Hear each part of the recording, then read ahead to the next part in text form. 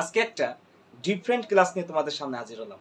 সেটা কি, আমরা একটা ওয়ার্ড বিভিন্ন জায়গায় বিভিন্ন পার্টস অফ স্পিচে ব্যবহার হতে পারে সেই বিষয়টা সম্বন্ধে আজকে আমরা জানব। এখন দেখো যে আমি এখানে একটা ওয়ার্ড লিখেছি, সেই ওয়ার্ডটা হচ্ছে রাইট, তাই না?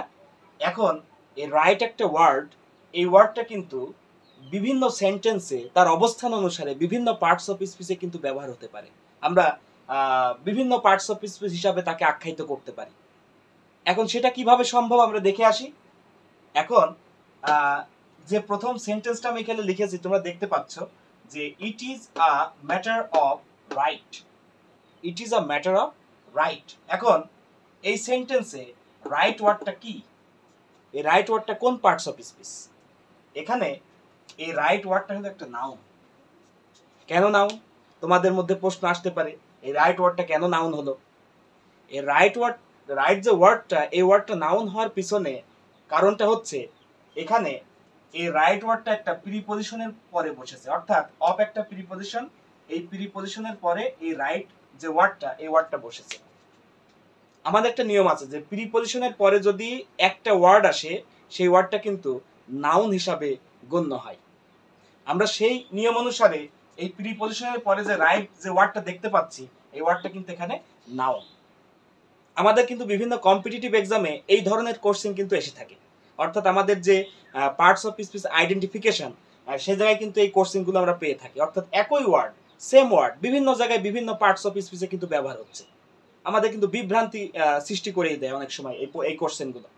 এখন এটা তো আমরা বুঝলাম যে এটা একটা নাউন। এর পরবর্তী যে সেন্টেন্সটা আমরা দেখতে পাচ্ছি এখানে দেখো রাইট কিন্তু অন্য পার্টস অফ স্পিচে ব্যবহার হতে পারে। সেটা কেমন? একই বানান, একই শব্দ, কিন্তু অন্য পার্টস অফ স্পিচে কিন্তু ব্যবহার হচ্ছে। সেটা কেমন দেখো যে I can not write the wrong, I can not write the wrong. এখানে এই রাইটটা কিন্তু একটা ভার্ব। কেন ভার্ব?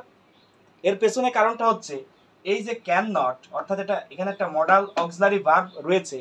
এই অক্সিলারি ভার্বের পরে কিন্তু একটা সরাসরি একটা মেইন ভার্ব বসে।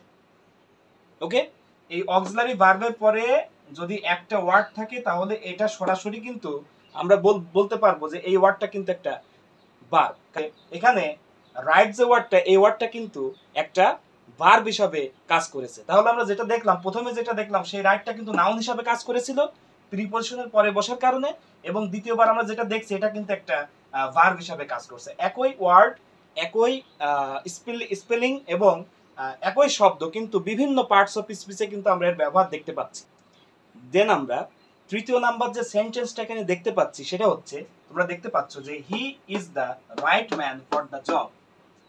এই সেন্টেন্সে রাইটটা কোন পার্টস অফ স্পিচ? আমাদের কিন্তু প্রশ্নে, আমাদের কম্পিটিটিভ এক্সামে কিন্তু এই ধরনের কোশ্চেন কিন্তু এসেই থাকে। তাহলে এই রাইটটা কিন্তু একটা অ্যাডজেক্টিভ। কেন অ্যাডজেক্টিভ? তোমাদের মধ্যে প্রশ্ন আসতে পারে যে এই রাইট ওয়ার্ডটা কেন অ্যাডজেক্টিভ? এই রাইট ওয়ার্ডটা অ্যাডজেক্টিভ হওয়ার কারণ হচ্ছে এই যে ম্যান যে নাউনটা, এই নাউনের পূর্বে বসে এই নাউনটাকে সে মডিফাই করেছে।